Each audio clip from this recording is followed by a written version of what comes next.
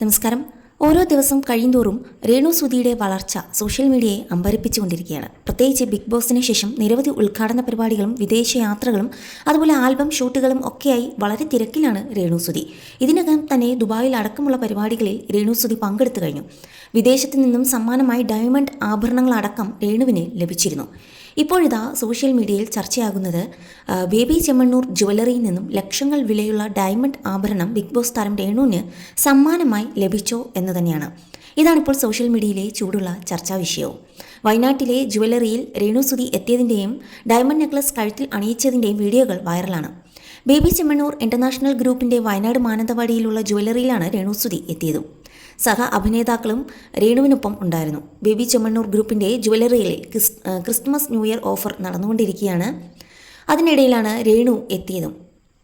വയനാട്ടിലെ ആളുകളുടെ സ്നേഹം അറിയാൻ സാധിച്ചതിൽ സന്തോഷമുണ്ടെന്നും രേണു സുധി പറഞ്ഞിരുന്നു. ബേബി ചെമ്മണ്ണൂർ ജുവലറിക്കും ബോച്ചയ്ക്കും രേണു നന്ദി പറഞ്ഞു. താൻ ഇതിനു മുൻപ് വയനാട്ടിലേക്ക് വന്നത് സുധിച്ചേട്ടൻ്റെ കൂടെയായിരുന്നു 4 വർഷം മുൻപ്. അതിനുശേഷം ഇപ്പോഴാണ് വയനാട്ടിലേക്ക് വരുന്നതെന്നും രേണു സുധി പറഞ്ഞിരുന്നു. ഉദ്ഘാടനത്തിന് ശേഷം രേണു സുധിക്ക് ബേബി ചെമ്മണ്ണൂർ ജുവലറിയിൽ നിന്നും അണിയിച്ച ഡയമണ്ട് നെക്ലസ് ആണ് സോഷ്യൽ മീഡിയയിൽ സംസാര വിഷയമായി മാറിയത്. 5 ലക്ഷം രൂപ വില വരുന്ന ഡയമണ്ട് പതിപ്പിച്ച മാലയാണ് രേണുവിനെ അണിയിച്ചത്. ഇത് രേണുവിന് സമ്മാനമായി നൽകിയതാണോ അതോ ജുവലറിയുടെ പ്രൊമോഷന്റെ ഭാഗമായി അണിയിച്ചതാണോ എന്നും വ്യക്തമല്ല. അതിന് രേണു തന്നെയാണ് വെളിപ്പെടുത്തേണ്ടതും. 2023 ഒരു വാഹനാപകടത്തിൽ ടെലിവിഷൻ കലാകാരനായ കൊല്ലം സുധി മരണപ്പെടുന്നത്. അന്ന് രേണു സുധിയുടെ മക്കളുടെയും ജീവിതം വലിയ അനിശ്ചിതാവസ്ഥയിലായിരുന്നു.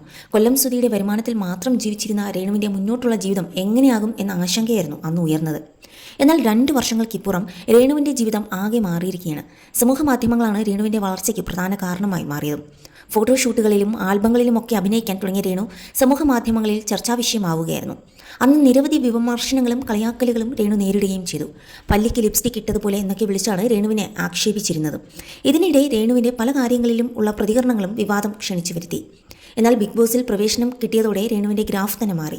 ബിഗ് ബോസിൽ പ്രതീക്ഷിച്ച പ്രകടനം കാഴ്ചവെച്ചില്ലെങ്കിലും അവിടെ നിന്ന് ഇറങ്ങിയ ശേഷം ജീവിതത്തിൽ വലിയ ഉയർച്ചയാണ് ഉണ്ടായത്. ഇതിനകം ഗൾഫ് രാജ്യങ്ങളിലും നിരവധി ഉദ്ഘാടനങ്ങൾക്ക് രേണു പോയി. ദുബായിൽ ഒരു വലിയ സദസ്സിന് മുന്നിൽ ഗാനം ആലപിക്കാനും രേണുവിന് കഴിഞ്ഞു. രേണുവിൻ്റെ വസീകര എന്ന പാട്ട് സമൂഹ മാധ്യമങ്ങളിൽ വൈറലാണ്. ബിഗ് ബോസിൽ നിന്ന് ഇറങ്ങിയതിന് പിന്നാലെ നിരവധി ആൽബങ്ങളിലും ഷോർട്ട് ഫിലിമുകളിലും ഒക്കെയായി സജീവമാണ് രേണു സുധി.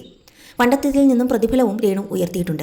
നേരത്തെ 1000 രൂപ മുതൽ 5000 രൂപ വരെയുള്ള തുകയ്ക്കാണ് അഭിനയിക്കാൻ പോയിരുന്നതെങ്കിൽ ഇപ്പോഴത് 10,000 കടന്നു.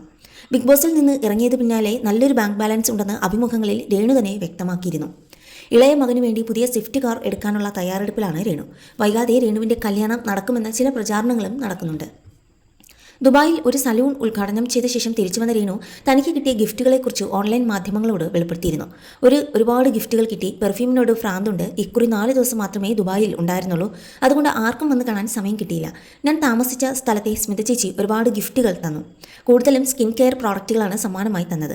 മകനു വേണ്ടി പാവകളുണ്ട്. വൈകാതെ അബുദാബിയിലേക്ക് രേണു വീണ്ടും പോകുന്നുണ്ട്. പുതിയ സിനിമയിലും രേണു അഭിനയിക്കുന്നുണ്ട്. സുധിച്ചേട്ടൻ അവസാനമായി അഭിനയിച്ച റിലീസായ ചിത്രം കുരുവിപ്പാപ്പയുടെ സംവിധായകൻ്റെ പുതിയ സിനിമയിലേക്കാണ് വിളിച്ചിട്ടുള്ളത്. നല്ലൊരു റോളാണ് അതിലുള്ളത്. സിനിമയുടെ പൂജ ഉടൻ നടക്കും. ബോച്ചയുടെ ജുവലറി ഉദ്ഘാടനത്തിനാണ് രേണുല അവസാനമായി എത്തിയത്. അതേസമയം വിമർശനങ്ങൾക്കുള്ള മറുപടിയും രേണു തന്നെ പറഞ്ഞിരുന്നു. വിമർശിക്കുന്നവർ വിമർശിക്കട്ടെ, ഞാനിപ്പോൾ എവിടെ എത്തി? വിമർശിക്കുന്നവരുടെ കൂടെയാണോ ഞാൻ ഇരിക്കുന്നത്? നല്ല നല്ല ആളുകളെ കണ്ടു, നല്ല ആളുകളെ പരിചയപ്പെട്ടു, ചെറിയൊരു പാട്ടുപാടി. ഞാനൊരു പാട്ടുകാരി പോലും അല്ല. പാട്ടുപാടി എല്ലാവർക്കും ഇഷ്ടപ്പെടണമെങ്കിൽ അതൊരു ചെറിയ കാര്യമല്ല, അതൊരു വലിയ നേട്ടം തന്നെയാണ്. വിമർശനങ്ങൾ കേട്ട് ഞാൻ വീട്ടിൽ കുത്തിയിരുന്ന് കരഞ്ഞാൽ ഇതൊന്നും എനിക്ക് നേടാൻ കഴിയില്ല എന്നായിരുന്നു വിമർശനങ്ങൾക്ക് മറുപടിയായി രേണു പറഞ്ഞത്. എന്തായാലും രേണുവിൻ്റെ വളർച്ച ആരാധകർക്ക് ഏറെ ഇഷ്ടപ്പെട്ടു തുടങ്ങി എന്ന് തന്നെ വേണമെങ്കിൽ പറയാം.